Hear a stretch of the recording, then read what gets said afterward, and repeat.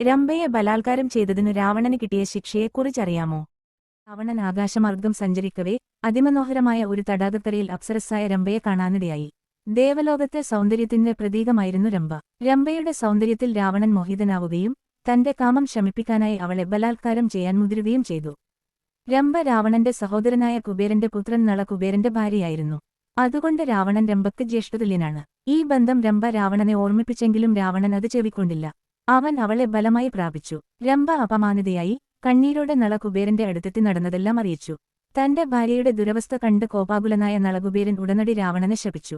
ശാപം ഇങ്ങനെയായിരുന്നു: ഇനിയൊരിക്കൽ കൂടി ഏതെങ്കിലും ഒരു സ്ത്രീയുടെ സമ്മതമില്ലാതെ അവളെ ബലാത്കാരം ചെയ്യുകയാണെങ്കിൽ രാവണന്റെ 10 ശിരസ്സുകളും തൽക്ഷണം പൊട്ടിത്തെറിച്ച് ചാരമായി പോകും.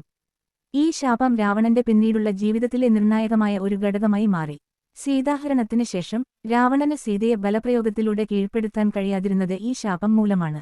ശാപത്തെക്കുറിച്ചുള്ള ഭയം കാരണം രാവണൻ സീതയെ അശോകവനിയിൽ അടച്ചിടുകയും തന്റെ ഇഷ്ടത്തിനനുസരിച്ച് മാറാൻ സമയം നൽകുകയും ഭീഷണിപ്പെടുത്തുകയും മാത്രമാണ് ചെയ്തത്.